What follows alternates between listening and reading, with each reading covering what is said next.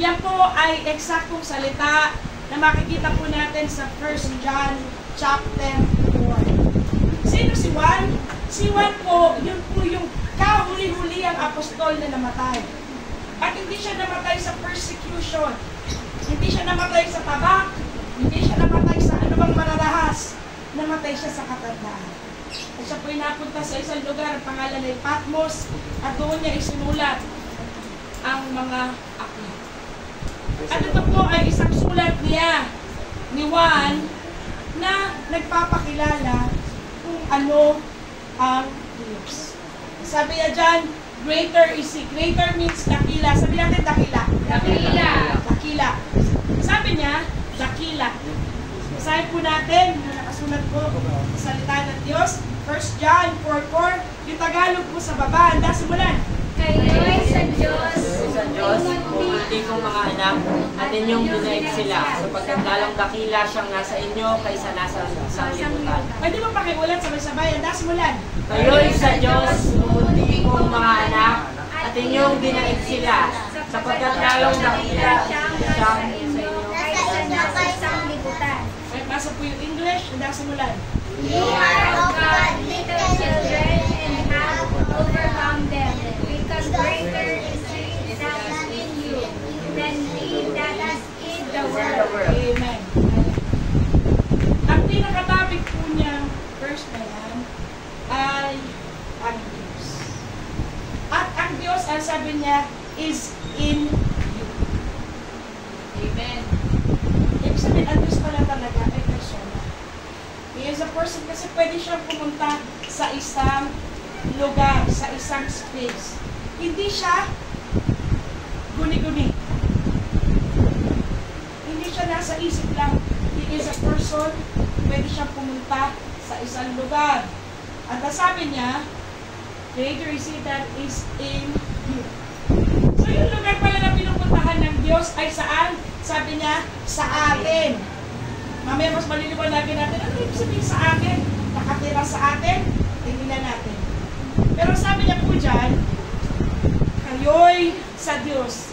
Tayo na, patingin po kayo dito sa harapan, sabi niya kayo'y sa Diyos. Kayo'y sa Diyos. Kung babasahin niyo po ang 1 John verse 1 at 3. Tungkol po ito sa mga darating na mga manlolokong mga nagtuturo. Mga bulaang mga nagtuturo ng salita ng Diyos. Pwede bago? Pwede matagal na? Pwede kilala? Pwede di kilala. Kasi nasa end times. Nasa huli ng mga huling panahon.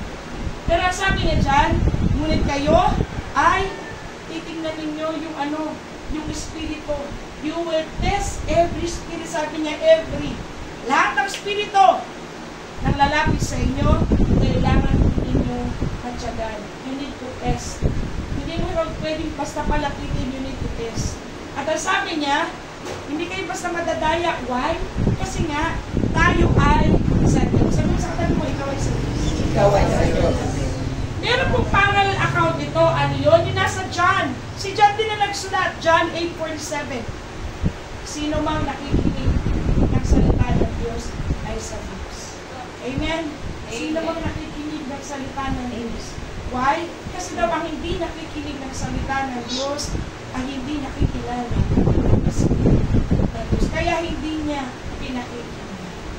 Pero sabi ni Juan, John chapter 8, at si Juan din, siya rin apostol na ito na nagsulat ng 1 John chapter 4, sabi niya kayo sa Diyos. Napakaganda pagkatoon na kasi may anak ko ang Diablo eh. Amen? Sabi niya rin, you are of the devil, your father. Salamat sa Diyos. Ang sabi sa atin, you are of God. Amen? Ikaw ay sa Diyos. Oh, kaya kahit ano pa sabihin ng mga tao, kung alam mo, maunawaan mo itong salitang ito, alam mo kung kanino ka. Amen? Alam mo sa katabi mo, alam ba kung kanino ka? Alam mo ba kung kanino ka? Hintayin mo yung sagot. Hintayin mo yung sagot. Hintayin mo yung sagot. Alam mo kung kanino ka? Kanino ka? Sa Diyos din ako, no? Hallelujah. Sabi niya, ye are of God. Amen? Ye are of God, kayo'y sa Diyos. Now,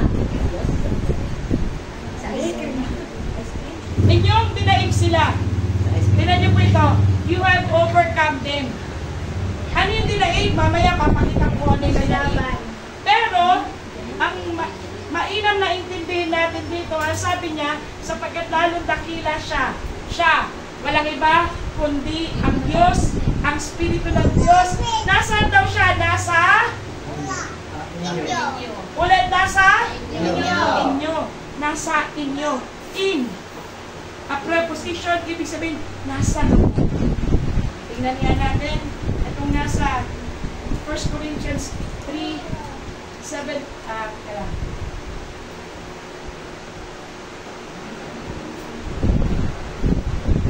Ayan, John 14:17. Pakibasa niyo po yung Tagalog sa baba. Tanda simulan. Hindi natanggap sa kalibutan. Sapagkat hindi nito siya nakikita. Ninakikilala man siya. Siya'y nakikilala ninyo sapagkat siya'y tumataan sa inyo at sa inyo. Pakibasa po yung dulo, sapagkat, tanda simulan. Sapagkat siya'y tumataan sa inyo at sa inyo. Sabi niya, sa inyo at sa inyo.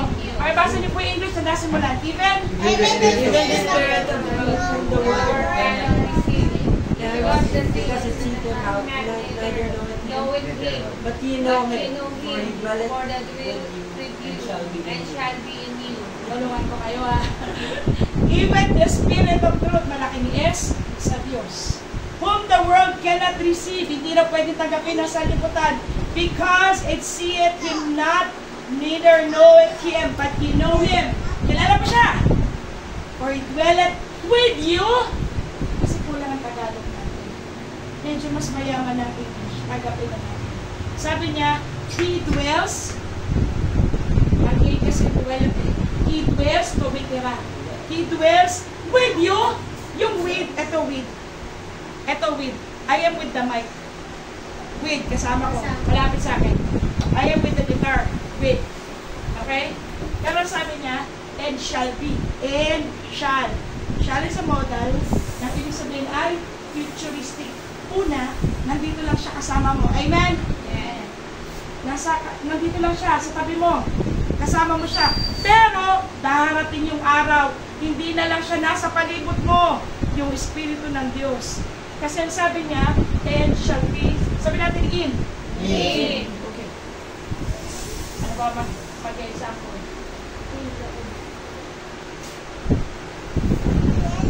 Ay, kayo dali. tubig. Tubig? Nasa loob?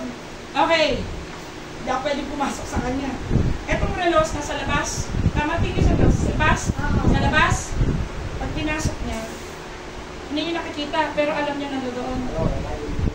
Sabi kainin mo. Pero alam niya nandoon. Amen? Ito yung with you. With. Ito yung in you. Nasa loob. But technically, hindi pwede lunukin. Hindi kinakain ko eh. Sige, salamat brother. Ito. Yung tubig kasi hindi pwede gamitin kasi ang tubig kailangan natin nasa loob. Kasi lipid to eh.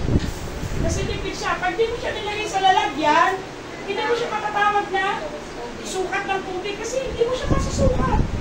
Kaya hindi pwede tubig. In you. Okay. May puso ka ba sa loob? Sigurado ka? Nakita mo yung puso mo? Di pa. Pero naniniwala ka may puso ka. Ikaw may utak. Naniniwala ka may utak ka. Sigurado ka naman. Sigurado ka ha? Ikaw may atay ka? Sure ka? Nakita mo na? Di pa? Kailan mo malaman? Bakit mo na sure? Na may atay ka? Oh! Okay na. Walang atay. Di alam. Di kayo pagtanggol yung atay. Ika, sa pigsala mo, tulog lang. Di ko ka na manok. Ito pa. Alam mo yung lakay? Kasi that's pancreas. Alam mo may pancreas ka? Sigurado ka? May pancreas ka? Ano mo naman? Sa pag-aaralan. Ibig sabihin, narinig mo lang na ang tao may pancreas, kaya alam mo may pancreas ka. Pero di mo nakita. Amen? Delikado makita mo yung pancreas, hawak mo, no? Yung pancreas mo nandito lang sa tabi mo. Kasi po, katulad niyan, yung mga bagay na yan, nilagay ng Diyos sa loob. Hindi mo nakikita, pero nung nag-aral ka ng grade school, biology, alam mo na meron ka noon. Amen? Ikaw, sister, diba? Alam mo yung sopagus? Sopagus, yung sa lalamunan. Yung tumutugtong dito, alam mo yun? Alam mo meron ka? Sure ka? Kasi sa science po yun, Okay. Pinadrawing, di ba? Yung parang ano ba yun eh? Mula rito. O, part of digestive organ. Naniniwala tayo, pero kinway ko lang naman sa likod. Di ba? Kung minsan mas naniniwala ka kasi may mga palabas, yung tao binuksan, kasi pinakita yung naman doon. Nakita na ba kayo gano'n? Yung tao na binuksan, tapos pinakita. Meron, kahit yung cartoon style, meron. Science kasi. Science. Ako may higong manood ng medical. Oh. Mga minamahal, yun po yung nasa loob. Mayroon naman ginawa ang Diyos sa atin na nasa labas. May tenga ka? Oo, nakikita mo may tenga siya. Hindi mo lang alam kung malakas ang pandinig, di ba? Pero ito nasa labas. Yung puso ko nasa loob, yung tenga ko nasa labas. Yung parte ng katawan natin, hindi siya pwedeng mag-move. Kasi pinix ng Diyos yan. Pero, ang Espiritu ng Diyos ay buhay. At gumagalaw siya. Naintindihan ko ba natin? Ang Espiritu ng Diyos, para tayong buhay. Pero hindi pwedeng pumasok ang tenga sa loob ng katawan. Why? Hindi ganoon ang itinakda ng Diyos para sa ating mga tao. Kailangan nasa labas siya. Para mag-function siya ng tama. Buhay pero hindi nagalaw. Iba ang Espiritu ng Diyos. Buhay at gumagalaw. Sabi niya, siya ay nasa inyo. Nasa inyo. At ano raw ang mangyayari? For he shall be in you. Kaya ginagawa ko, nag-English ako, tsaka nagtatagalog ako. Kasi nga merong mga salita mas nanitindihan sa English kaya sa Tagalog. So naniniwala tayo na ang Diyos pala pwedeng tumira sa tao. Amen. Naniniwala ka? Kaano ka anong percentage? 100% na pwedeng tumira? Kasi po, sinabi ng lingkod ng Diyos. Ang sabi ni John, and he shall be with you. Ito po yung isa po nagtatanong. Ang lahat ng tao na tumanggap kay Kristo, nasa Romans, ay binibigyan ng Espiritu, yes, pero nasa labas. Okay? Nasa labas lang siya. Ano nangyayari? Naririnig mo siya? Yes, naririnig mo siya. Pero darating yung pagkakataon na papasok siya, depende kung makasundo ka niya para tumira siya sa loob niya. Bakit kinakailangan, mga minamahal, na ang Diyos, ang Espiritu niya ay pumasok sa loob natin? Ikaw na, palagay mo bakit? Di ba pwedeng sa labas lang siya?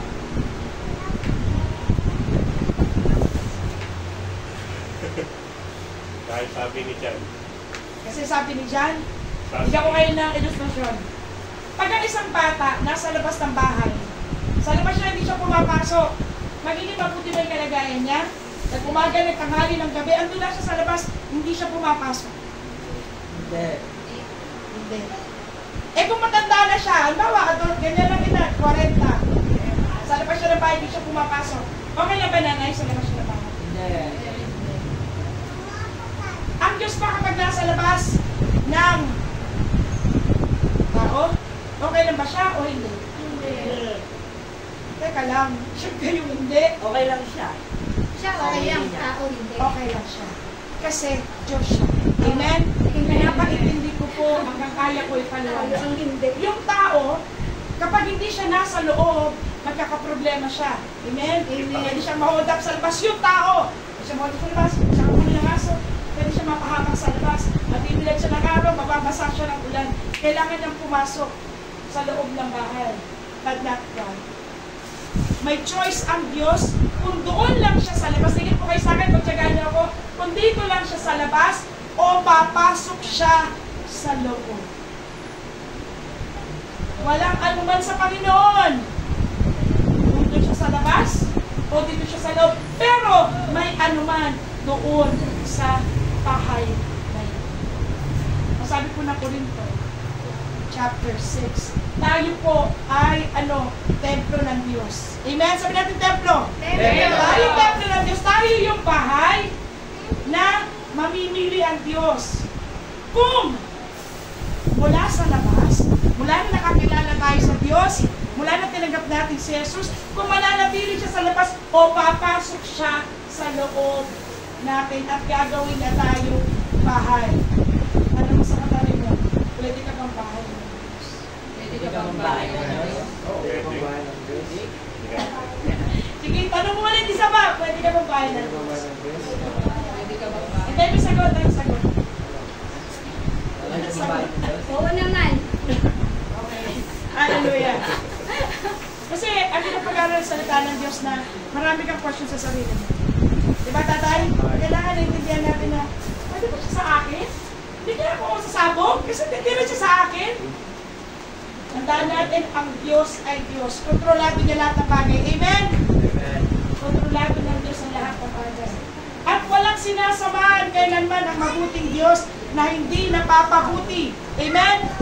Kung ang Diyos na nasa labas ay nakakagawa ng mabuti sa mga tao, gaano pa yung mabuting Diyos na tumitira mismo sa tao. He shall be with you and shall be in you.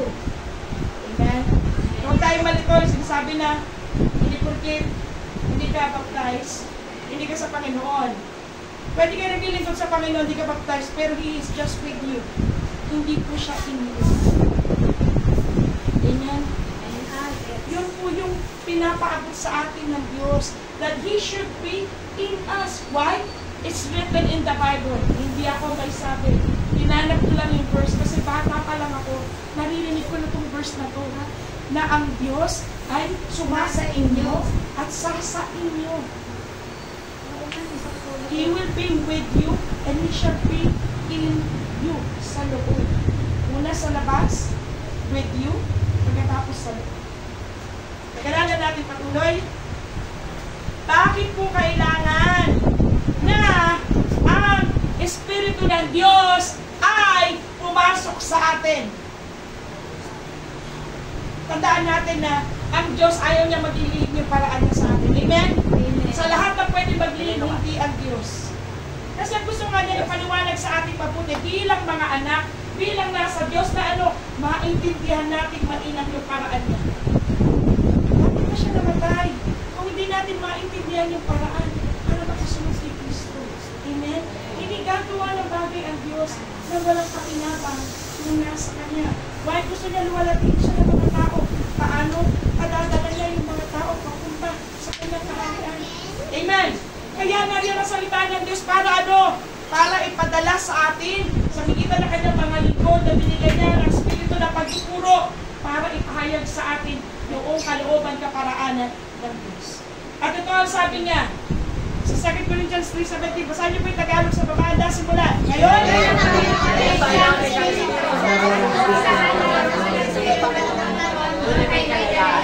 now the Lord is that Spirit. And where the Spirit of the Lord is, there is liberty. Alam natin liberty? Kalayaan. Yung liberty, kalayaan. Now, kung babalikan niyo yung kanina, John, at tungkol sa Espiritu ng Diyos, verse 17, siya ay nasa labas, at siya ay papasok sa loob. Bakit? Kasi kung nasa ang Espiritu ng Diyos, naroon ang kalayaan. Amen? Ano bang pinakamalaking problema ng tao? Yung nasa labas o yung nasa loob? Ano mas maraming problema ng tao? Yung nasa labas o yung nasa loob? Sure ka? Ikaw, Ben? Paano yung titignan?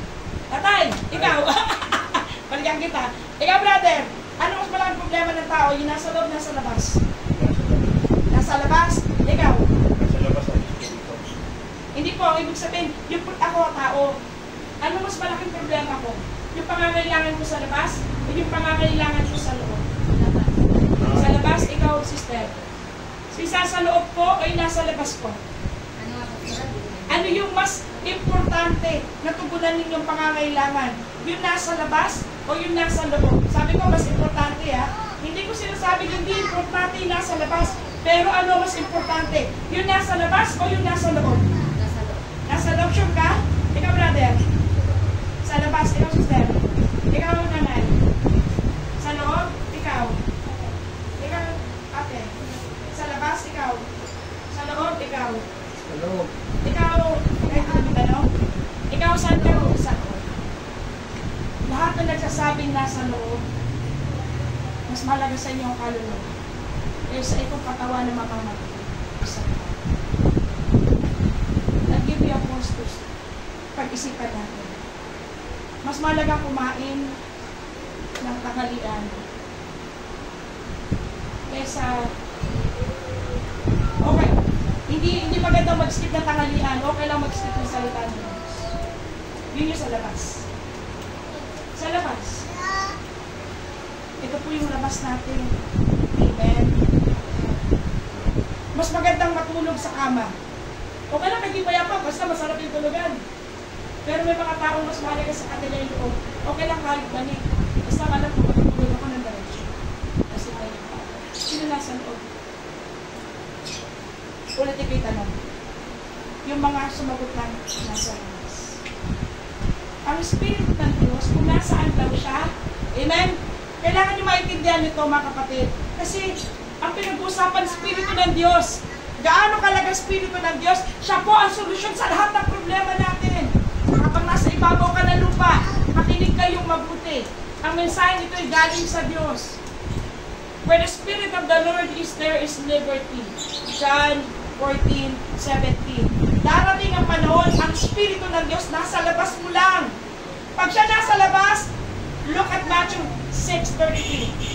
Seek ye first the kingdom of God and His righteousness, and all these things shall be added unto you. Diba? Kung nakakilala ka sa Panginoon, nagsimula siyang magpala, nagsimula siyang magpakain sa'yo, nagsimula siyang ayusin yung trabaho mo, yung mga nasa labas. Pero, yung dumating yung panahon na lumalalim ka na sa pagkakilala sa Diyos, lalong-lalo na nung nabaptize ka. Why? Kasi He is already in you. Ang ginagawa niya na ay, inaayos mo na yung nasa dalawang lugar ang kailangang palayain ng Diyos sa atin. Yung nasa labas, yung pag-ibig sa mga bagay sa labas, yung nakikita ng mata, yung mahalaga lang sa nakikita ng mata. Kasi ang laman loob, kahit sa physical din natin nakikita, pero alam natin mahalaga. Lahat pala mga kasalubong nyo, sasabihin napakahalaga ng ulo mo. No. Mas mahalaga kumain, uminom, magdamit.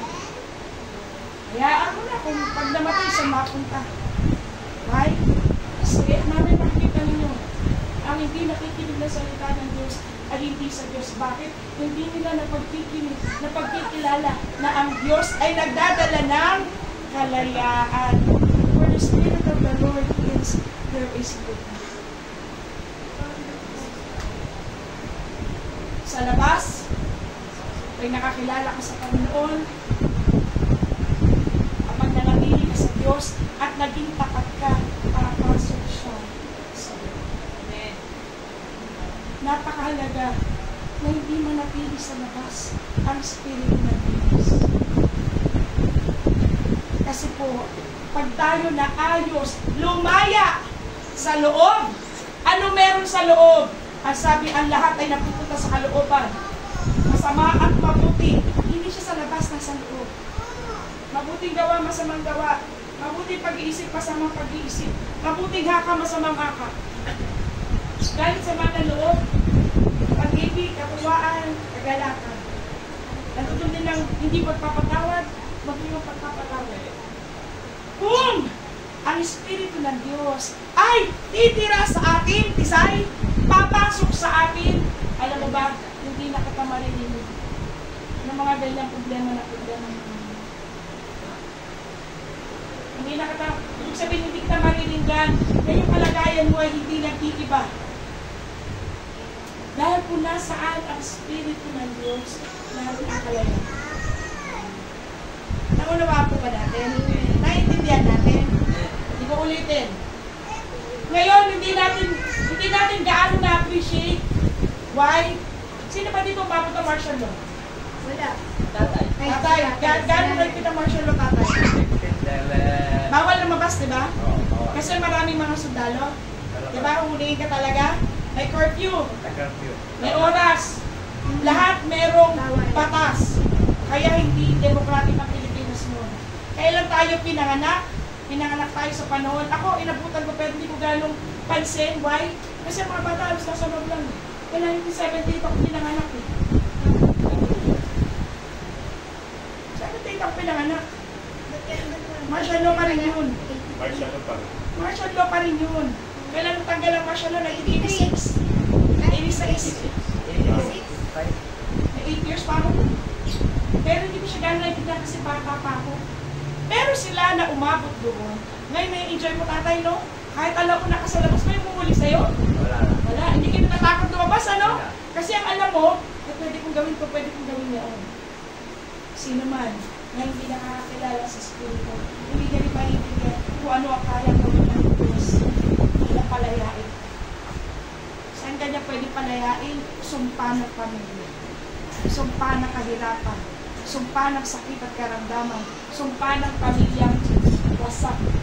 Sumpa ng mga galit at sama ng loob. Pwede kang palayain.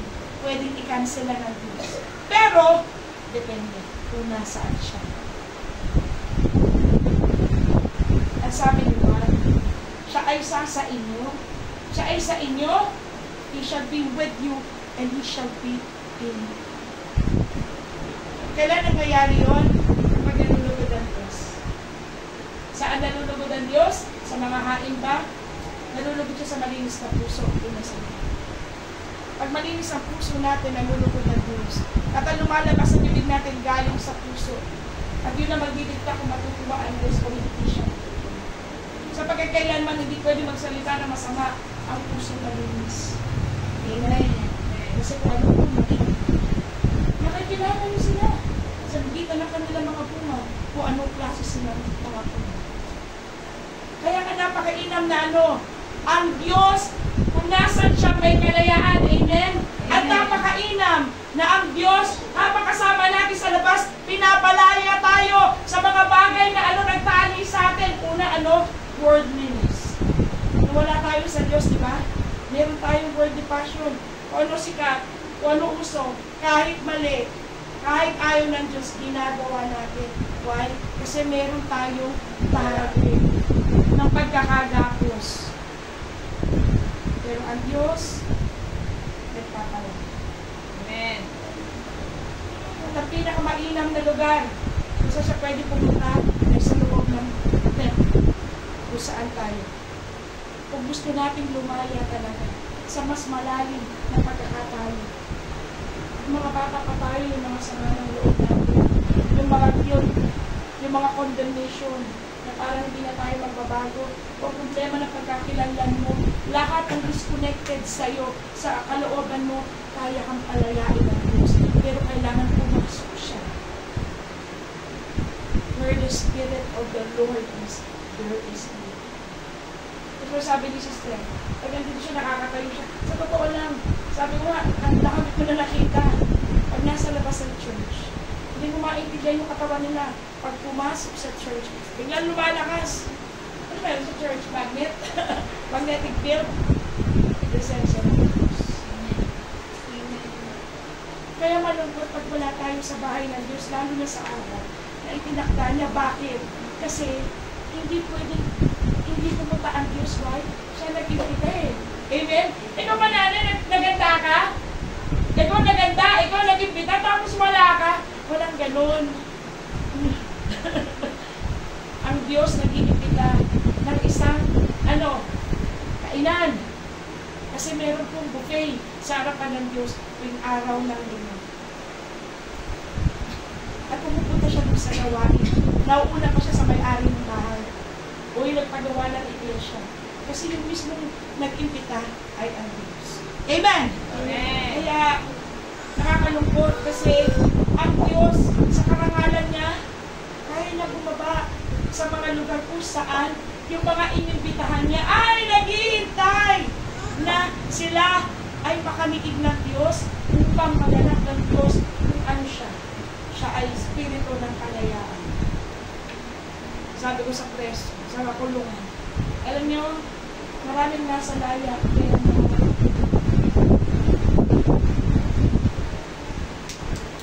nakakulong sila sa kasalanan. Nakakulong sa galit. Nakakulong sa samahan. Hindi rin sila nakakaalis. Sa preso, maghintay ka lang ng ilang panahon. Makabait ka, makakalabas ka, di ba nanay? Ang galit, hindi ka basta makakaalis. Why? Naka-embed siya sa kaluluwa. Kailangan may isang pagpalaya sa atin. Ang kaya lang gumawa nun ay Espiritu ng Diyos. Amen? Amen. Hallelujah. Pag-aralan po natin. Ito po na sa Philippians. Basahin po natin, Philippians 4:13, Tagalog, ang simulan. Lahat ng Kaya namin nagagawa doon sa nagpapalakas sa akin. English, I can do. I can do all this through Christ who strengtheneth me. Sino sa atin yung favorite verse tayo? Ako. Sige nga, bigit nga. Kung kabisado niya. Yung English Sige, kahit English. Yung kabisado. Ang simulan. I can do all things through Christ who strengtheneth me. Amen. At mga bagay aking magagawa sa ulit ng papalakas sa akin. The Lord is your Christ which strengtheneth me. Pag-aralan natin itong favorite verse mo, Sis Mayan. Para maintindihan natin, bakit dati nagagawa ko lahat, ngayon hindi na. Alam nyo, ang salita ng Diyos ay very revelatory. Pag ang salita ng Diyos, knowledge lang. Nakikinig lang tayo, pero hindi nagre-reveal. Hindi natin naririnig yung revelation. Hindi tayo talaga makatuto. Makikinig ka lang na makikinig, hindi ka darating sa pagkatuto. Therefore, hindi ka makakausap. Ayaw ng Diyos. Ang gusto niya, makaalis tayo sa lugar na ayaw niya at makarating tayo doon sa panakong lupa ng Diyos. Amen! Amen. Lahat! Sabi natin lahat! Lahat Sabi niya, I can do bagay all! aking magagawa doon sa nagpapalakas sa akin. Sigunta ko. Sabi ko lang lahat. Okay. Sabi natin all. Isa pa all. Sabi natin lahat. Lahat.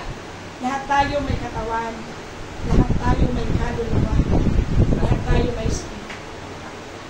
At ang Diyos na espiritu ay may-ari ng Amen. ang sabi ni Pablo, si Pablo po ang sumulat ng Philippians. At ano si Pablo?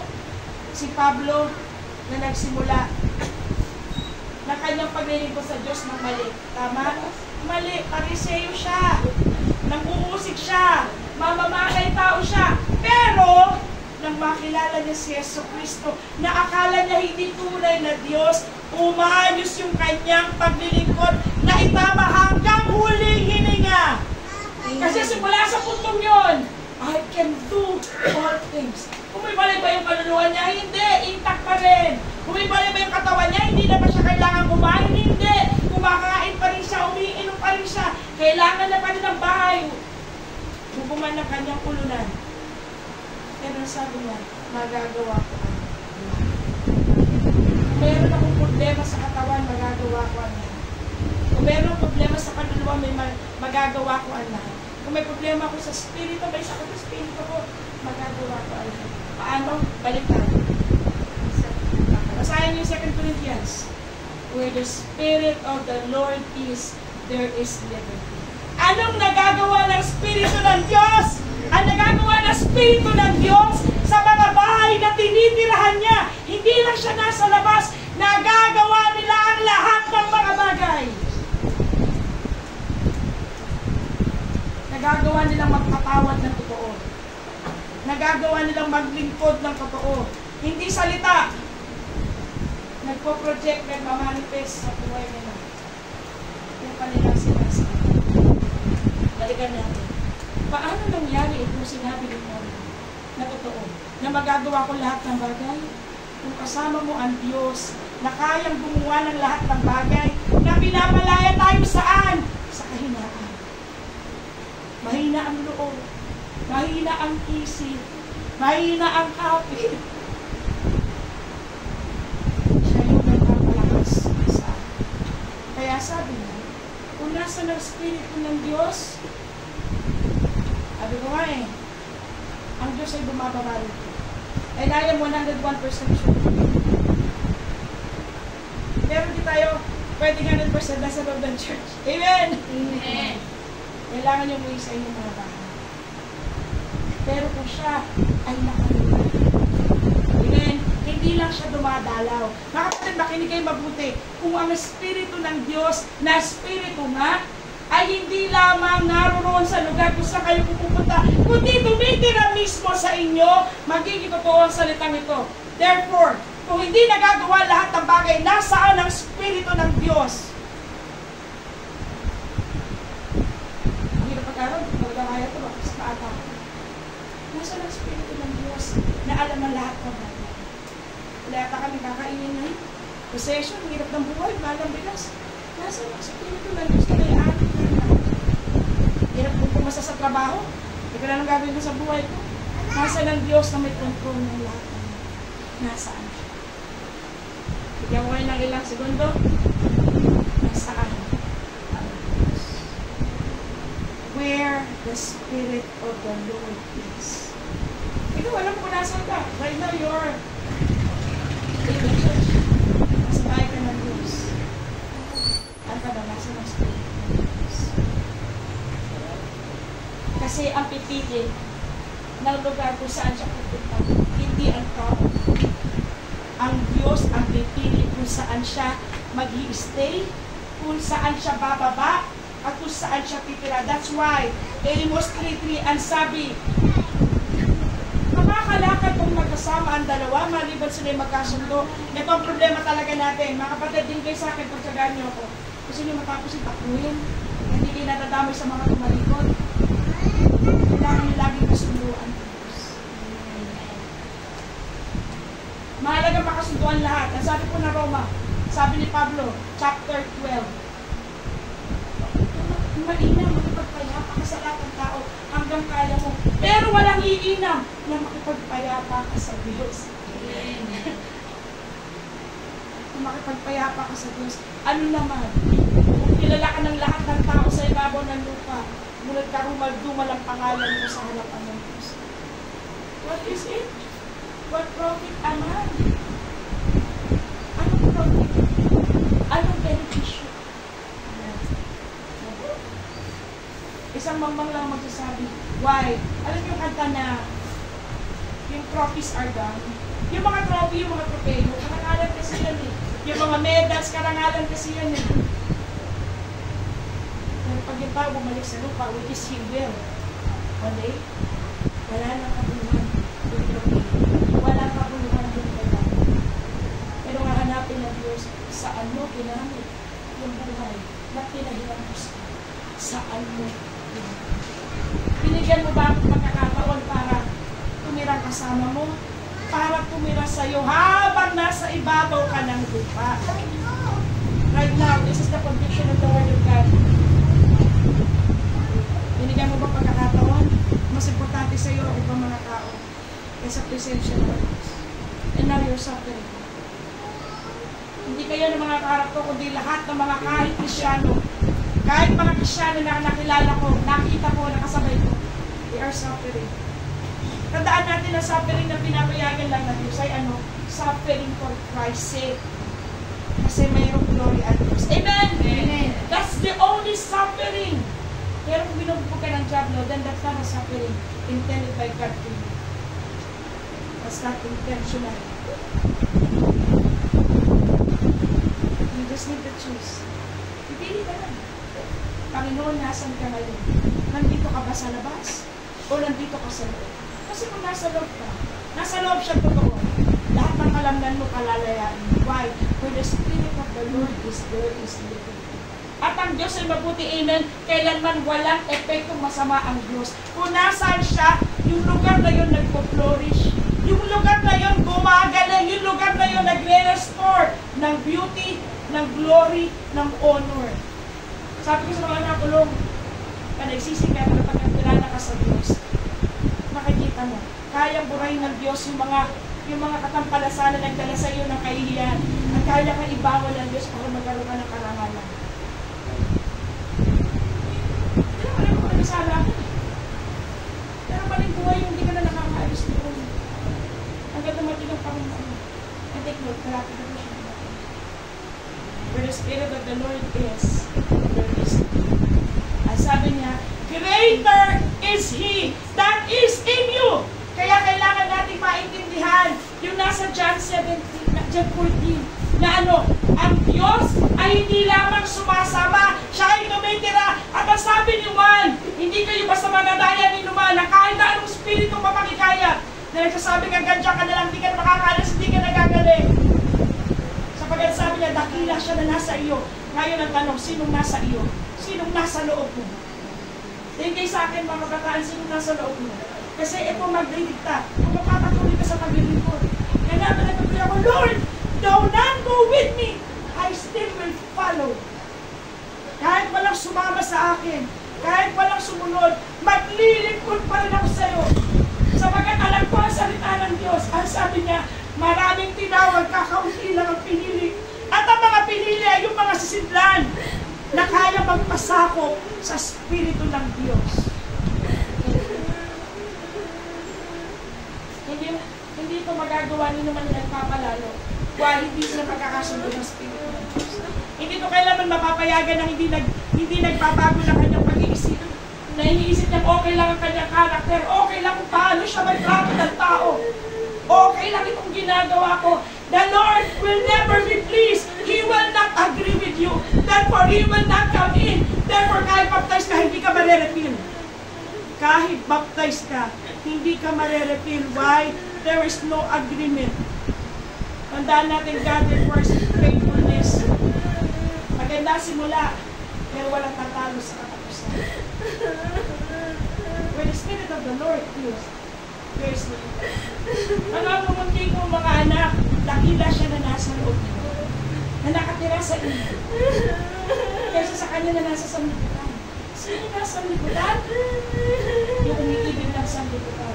Yung unang nasa sanlibutan. At hindi pwedeng dalawang spirito ang tumira sa isang lalagyan. Itatabi niya ang isa. Isa lang ang I can do all things through Christ, which strengthens me. At ang Espiritu ng Diyos, ang Espiritu ng katotohanan na hindi matatanggap ng sanlibutan. Nasabi po ng James chapter 4. Tingnan nyo ang sabi ng John chapter 4, 1 John chapter 4 verse 4, dakila siya na nasa inyo kaysa sa kanya nasa libutan. Ang sabi naman ni Santiago, James chapter 4 verse 4 din, ang pakikipagkasundo sa sanlibutan ay pakikipag-away sa Diyos. Therefore, nasa ng Espiritu ng Diyos. Pag hindi mo siya nakasundo, hindi kayo lalakad magkasama kasi ayaw niya ng sanlibutan.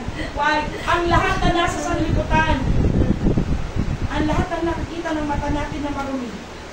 At ayaw ng Diyos, ang lahat ng gusto ng laman natin na marumi rin, na ayaw ng Diyos, you know what I'm speaking of? Lust of the eyes, lust of the flesh, pride of life, at ayaw ng Allah. Yan yung mga bagay na salibutan ayaw ng Diyos.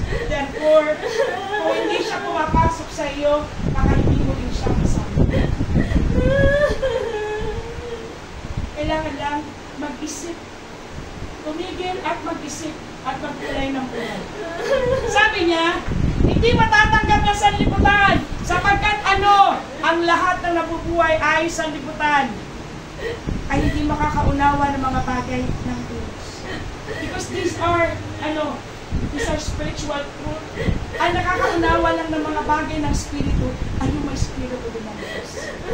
Kapag ang buhay natin, ang meron tayong Espiritu na sanlibutan, masaya tayo pag andyan barkada natin, masaya tayo pag nagtuturahan sila, masaya tayo pag nagiinuman, masaya tayo pag naghahalakakan, isang araw nakikita nilang sama-sama, apoy ng impyerno. Walang halakak, sigaw. Mag-is na sa ibabaw ng lupa. At pasakot sa Diyos. Kaya sa ulit panahon, doon ka mag-iis. Walang angkag, walang pil. Yun talaga ang dead-end. Then, wala rin pag-asa doon. Hope is gone. Hope vanishes. Walang pag-asa doon. May pastor doon, yes. Mga pastor na hindi tapat sa kanilang mga tungkol. Ilang lingkod na Diyos. May mga propeta doon, yes. yes, mga propeta na nagtuturo ng mga masamang salita na hindi sinabi ng Diyos. False prophets, false pastors, false evangelists, false apostles, false teachers. Ay sabi ng Diyos ni Jesus, hindi siya matatanggap na sa liputan sapagkat hindi nito siya nakikita. Nakita niyo na ba ang spirito? Hindi. Kasi kung gagamitin natin yung ating physical na mata, hindi mo siya pwede makita. Kundi sasabihan pa sinungaling. Amen? Ako hindi ako pwede makakita ng aking normal na mata. Pwede ko makita ang spirito ng Diyos. Ano, Ted? Pwede mo siyang makita gamit ay spiritual na mata. Unless, otherwise, pumikit na yung mata na yun. Hindi na nakikita. You can see. You can see Him. Ang dami nagpapanood, they saw Jesus. Is it in the flesh? Because those are spiritual eyes. Because God is a spirit. Aliwanag, sapagkat hindi nito siya nakikita. Kapag tayo hindi umalis sa pag-ibig sa sanlibutan, mga gawain, mga barkadang makasanlibutan, hindi mo makikita ang Diyos. Kasi wala doon ang Diyos. Kaya hindi mo siya makikita. Kaya wag ka na mag-alala kung naubos ang kaibigan mo kasi mga worldly. Mabuti pang mag-isa ka na lang. Na maglilingkod sa Diyos. Kaya sa marami kang kasama, ipapahamak ka nilang lahat. Choose. Hindi nakikilala man siya, siya'y nakikilala ninyo. Sabi niya ninyo, sapagkat ang kausap ni Juan dito ay mga disipulo, mga totoong Kristyano. Sabi niya, kilala ninyo ang Espiritu ng Diyos. Therefore, nakikita niyo siya. Sa magitan ng ano? Sa magitan ng spiritual na alam natin nandito ang Diyos. Amen? Hindi ka pa pupunta rito, antok na antok ka. Hindi ka pa nag-almusal. Nagisi ka maaga. Ang gusto mo matulog, malamig-lamig ngayon. Hindi na gaano mainit. Why come here? Kasi alam mo na ang Diyos ay pumupunta sa bahay mo. Ano ma-offer namin dito? Yung lunch? Paano ang lunch? Sa ilang oras na tatayo ka at makikinig ka ng salita. Eh, maski ako kung lunch na i-offer mo sa akin, hindi ko pusin 3 oras ko dito. Kung lunch na i-offer mo sa akin, hindi lunch ang pinuha ng mga tao dito. It is the Spirit. Amen? Hindi siya pupunta sa lahat ng lugar. Kahit libo-libo mga tao doon. Pag hindi nila nakasunod ang Espiritu ng Diyos, hindi bababa ang Diyos. Therefore, sayang ang pagdalo. Sayang ligo. Sayang bihis. Sayang pamasahe. Nakikinig pa po ba tayo? Saan tayo pinalalayan ng Diyos? Ang sabi ng John, balik tayo ng John, 1 John. Sabi ng upang inyo pong makilala ang Espiritu ng mga sinungaling at mandaraya. We are in the last days, mga minamahal. If you're not looking for worldly news, then I don't know kung gaano kabulag. Ang mga tao hindi mo sasabi, hindi pa paparito ang Panginoon. Ito yung mga pagkakataon na iwanan mo na lahat na pwede mong iwanan. Sapagkat noong una, na malapit na siya, lalong-lalo na mas malapit siya ngayon. At darating ang pag-agaw na gaya ng isa't isa. Ay makikilala ng mga tao kung sino yung mga tinawag at piniili.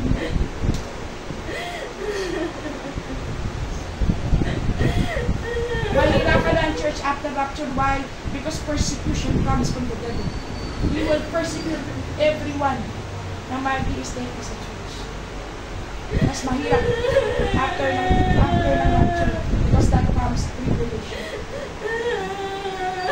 Hindi mahirap to eh. Kung ginagawa natin, tumatayo ka, tatas ka ng kamay, kalay ka na mag-gitara, kalay ka mag-keyboard, kalay ka mag-hallelujah sa Panginoon. No! Wala kang pressure dyan. Hindi nag-understand pressure. Kaya hindi naman kailangan makita mo tribulation para lang maniwala. Kasi sabi niya, Tomas, inaini mo yung kamay sa aking Panginoon. Mapalad ang sumasampalataya pag makikita natin. Amen! Sapagkat ang mapangibagsik na bayan, mga sinungaling na anak, mga anak na hindi dinidinig ng kautusan ng Panginoon, Basahin niyo po yung English, siya simulan. That this is a rebellious people, nine children that will not hear the law of the Lord. sabi po ng chapter 4, you will know the Spirit.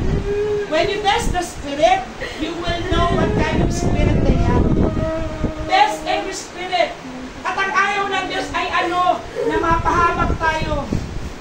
Meron dito na dati naglilingkod, hindi na pagkakilala ang spiritong sinungaling at ang spiritong mandaraya. And now, they are already been removed. Sino nag-alis? Sila mismo. Kung di sana sila, kung sila nagpakababa, hayaan ng Diyos na ayusin pa sila. Buhay pa eh. Habang huminga, may buhay, may pag-asa. Amen? May pag-ayusin ng Diyos. Mga minamahal, sabi niya, that this is a rebellious people, lying children. Yung mga hindi pala nagsasabi ng totoo, ang tawag sa kanila ay mga rebelde. Ang sabi ng Diyos, you will know them. Why? Because the Spirit of the Lord is with you. Malalaman mo kung sino nagsasabi ng totoong salitahan ng Diyos at sino nagtuturo na hindi. Napakahalaga, why? Napakahalaga.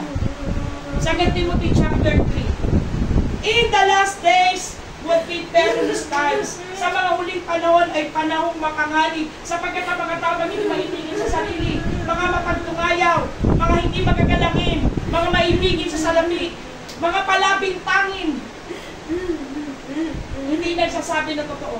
Ang sabi ng verse 7, ever learning and never able to come to the knowledge of truth.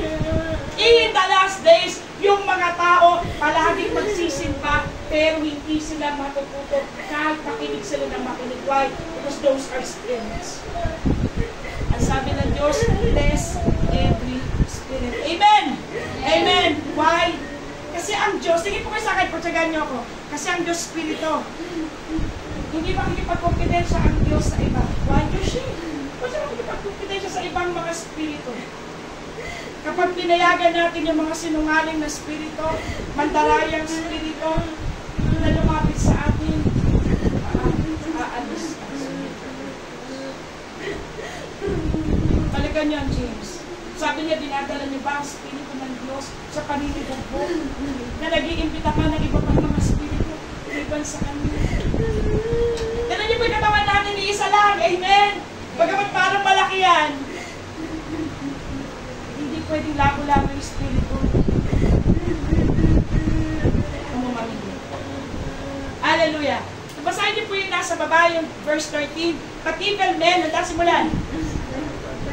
Ito po pangatlo. But evil men, and seducers shall walk wars and wars, deceiving and being deceived. Tagalog po sa baba, datapwat. Datapwat ang masamang mga tao at mga mandaraya ay lalong sasama ng mga dadaya at sila rin ang mga dadaya. Amen. Sabi ng John, bago siya napunta doon with the Spirit, na greater is He that is in me. Bago niya sinabi na kayo'y sa Diyos, sapagkat takila siya na nasa inyo, kaysa sa kanya nasa libutan. Kasi sabi niya, you test every spirit first. At ang sabi diyan, yung hindi pinalagpas ng mga spirito na mandaraya, sinungaling, dati silang tinadaya, susunod na panahon sila na yung mandaraya. We must resist the devil. Mga minamahal, tingin po rito. Ang sabi ng salita ng Diyos, yung mga nadaya, sila mismo gagamitin ng diablo para mandaya pa ng iba. Ibig nyo, ang matanin nyo sa salita ng Diyos. Tatapot ang masasamang tao at mga magdaraya ay lalong sasama ng sasama. Tandaan nyo, galing yan na 2 Timothy, context principle, in the lateral times, sa pagkauling panahon.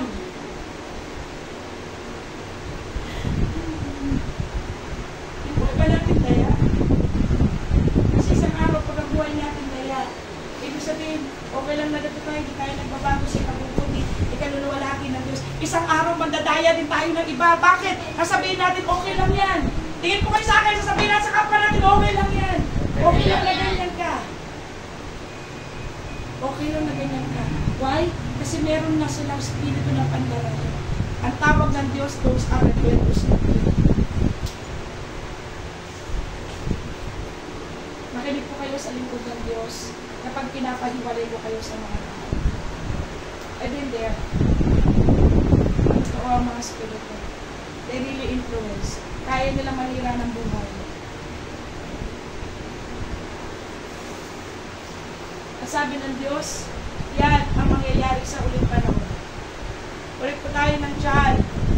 Ang espiritu na nagpapalaya, ang tawag sa kanya ay espiritu ng katotohanan. Siya'y tatahan sa inyo at siya'y sa inyo. Amen? Amen. Anong gagawin ng Diyos pag siya tumira sa atin? Sabi ko kanina, ano mas malaga? Yung nasa labas o yung nasa loob? Kaya pinaliwanag ko, mas malaga yung nasa loob ay yung nasa loob hindi mamamatay. Ano nasa loob kaluluwa spirito? Kaluluwa. They have endless presence. Hindi sila namamatay. Unlike itong katawan. Unlike itong katawan. Ay, igluta mo pa yan. Bakla ka pa ng gluta. Kilala ko, ang gulo ng buhay ngayon. Alam mo, may ilang ng gluta. Ngayon wala siyang pera. Why? Baligamit ng pera. Ang bahay mo ng bahay, pinabili mo ng gluta. Bakit? Kasi wala sa sarili. Mga minamahal, huwag tayo magtaka. Laging matitinuto mga lingkod ng Diyos. Kasi sa masasamang panahon, ang mga mandaraya ay mandaraya at yung mga nadaya, mandaraya pa lang. Yes, everything. Sabi niya rito, salita ng Diyos. Tignan niyo po yung English. The Spirit of the Lord is upon me. Ang nagsasalita ng Luke ay siya sa Kristo. Ito po ay isinulat ni Lucas, an account habang nakikinig sa sinasabi ng Panginoon. Saan po galing? Galing yan sa Isaiah chapter 61. At nang si Jesus ay nasa templo at binuksan niya yung mga sulat. Kasi pinabasa nila Old Testament. Amen? Tandaan pa lang, Christmas pa lang New Testament. Salamat sa Panginoon, meron ng New Testament ngayon. Amen? Yan ang Bible. Ang Bible ay hindi Old Testament. Ang Bible ay combination of New and Old Testament. Salamat ng New Testament. Amen? Pinakumpile ng Diyos. At umakot sa iyo, umakot sa akin. Amen. Anong gagawin ng Espiritu ng Diyos na nagpapalaya? At sabi ni Jesus ay ito, sapagkat ang Espiritu ng Diyos ay sumasakin, for the Spirit of the Lord is upon me, the Holy Spirit. Because He had anointed me to preach the gospel to the poor. Alam niyo ba, noong una, akala ko ano lang po, iba-iba. Hindi, hagdan din pala to. Wala kang matatanggap na faith na magbibigay lugod sa Diyos para makalakad kayo sabay unless makita ka niya nagpapakababa. Yun ang ibig sabihin ng poor. Hindi itong mukhang walang pera. Ang ibig sabihin nito, those who are poor in spirit. Yung kayang tumanggap ng pagkakamali, kayang magsisi, kayang humarap sa Diyos. Poor.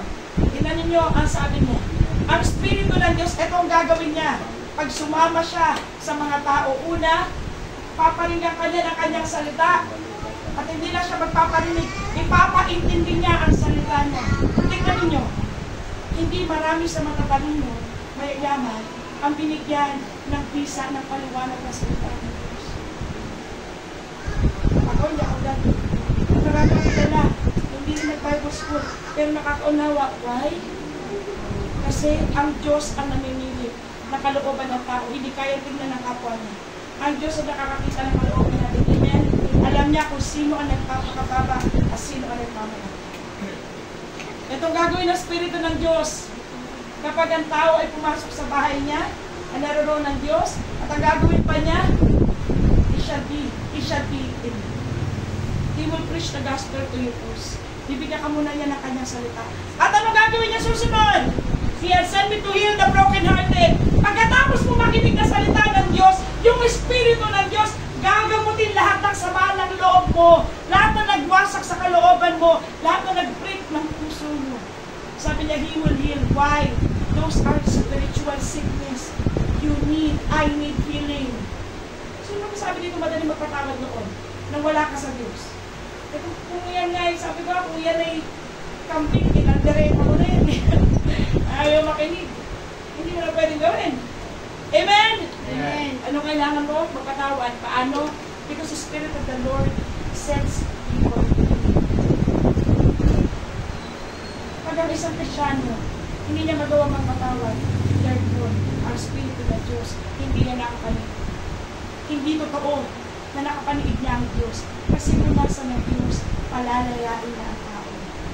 At hindi pwede bumaba ang Diyos unless magkasundo kayo. Amen? Amen. Kapag ang tao ay nagsabi, ako'y sa Diyos, at siya'y natitindig na sama na loob at hindi nagpapatawan, sinungaling ang taong yaon. Therefore, huwag kayo makisama ang sabi ng Diyos. You test every spirit. Amen? Amen. Kahit kung ang gumagawa ng mabuti. Kasi ang Espiritu ay nasa loob. Anong ginagawa? Paparingan niya muna kanyang salita. Nagpakababa ang tao. Pagkakilin niya sa ng loob mo. Pagkakilin niya ang puso mo. Nagkawasak-wasak. Amen! At anong gagawin niya? Sabi niya, to preach deliverance to the captives. Pag tayo nakapakinig sa salita ng Diyos, okay yung isip natin, even ay, wala yun. Kapag hindi ako nagpatawad, hindi napapatawaran ng Diyos. Noon, narinig natin yan. Pero hindi tayo nakakaintindi. Tama? Alam ko nang matagal yung bata pa lang ako eh. Kapag di ka nagpatawad, di ka patatawaran ng Diyos. Bakit di ako nagpapatawad? Pero takot ako pumuntahan yan. Kasi hindi ko siya naintindihan. Right? Kasi may takot ko na ako. Bumubulag ang Espiritu ng Sanlibutan. Nakatotohanan ng salita ng Diyos. Kasi you need to choose kung anong Espiritu ang lalapit sa'yo. Amen? Espiritu ang bibiyag sa'yo, o gusto mo ng Espiritu ng Diyos na nagpapalala. Amen. He will preach first the gospel. He will heal the brokenhearted. At pagkatapos, papalayain ka niya, kakalagin niya na lahat. Amen. Hallelujah. Pinamaganda nangyari sa buhay. Hindi na ako nag-asawa, hindi na ako nagkaanak, hindi nagkatrabaho ko na maganda. Pinamaganda nangyari sa akin. Nalaman ko, minahan ako ng Diyos. At namatay siya para sa akin. Pinakamagandang nalaman ko sa buhay ko. Hallelujah. Pero yun ang pinakamagandang naranasan. Ang maranasan ko ng pag-ibig ni Kristo sa akin. At hindi ko yun ipagpapalit. Kahit sa 10 asawa, hindi. Kahit sa 50 anak, hindi. Kaya nga mahirap. Pag hindi natin alam yung priority natin sa buhay, ipagpapalit natin ang gawain ng Diyos. Kasi ang gawain ng Diyos ay sa Diyos. Amen? Amen? Parang ganito. Meron nakatid ng birthday. Ito ba katang linggo? Okay lang na umabsent, expect na lang. Pakatid lang ng birthday. Well, hindi na priority ng tao. Sabihin, hindi niya naiintindihan yung bagay na ipinagpapalit mo. Parang ganito yan eh. Meron ka ng ginto, ipinagpapalit mo sa lata. Tingin po kayo sa akin. Ang gawain na sa kalaban ng mga tao ay wala lang. Binibigyan ka ng ginto, salitahan ng Diyos, higit pa sa ginto, tapos pinagpapalit mo sa mga lata. Maingay lang pag nahulog. Ang tinimbang para hindi lang ang preso. Pwede pa itakot. Ano mga minamahal, ang sabi ng Diyos, ang kanyang spirito, hindi lamang siya kung sumasama at tumitira sa loob, kundi nagtuturo, nagpapagaling, nagpapalaya, at nagbabalik ng pagkakita para makaunawa. Hindi, mahirap kung maging bulag. May kaibigan ba kayong bulag? Nung bulag, hindi ba ka nang hirap doon, di ba? Na-develop nila yung ibang skill kasi hindi na gumagaling yung kabulagan nila. Kailangan nila mag-develop na ibang skill para makapaghanap buhay sila. Pinapatalas yung tenga, pinapatalas yung pang-amon. Napakahirap kung maging bulag. Kaya ginagawa ng Diyos, all throughout, aayusin niya tayo. He will preach the gospel to us sa pamamagitan ng mga lingkod niya. Pagbabasa natin ang salita ng Diyos, pakikinig ng salita ng Diyos, pagagalingin niya tayo, palalayain niya tayo, ibabalik niya yung ating paningin, and to set at liberty them that are bruised. Total liberty from the Lord. Upang bigyan ng kalayaan ang nanaamin. Kasi mga minamahal, sa ibabaw ng lupa, tanggapin mo na. Ikaw na pinaka-api sa lahat. Amen? Bawal kang gumante. Ay, di bawal sa relihiyon natin. Ayaw na Diyos. Bawal kang manumpa. Bawal magmura. Kahit murahin ka, bawal. Ayaw lang Diyos. Kahit pagdaputan ka, sabi ng Diyos, pakainin mo yung mga kaaway mo, pakakainin mo kami. Amen? Sabi niya, upang palayain ka. Kasi isang araw, oh, hallelujah, is the revelation.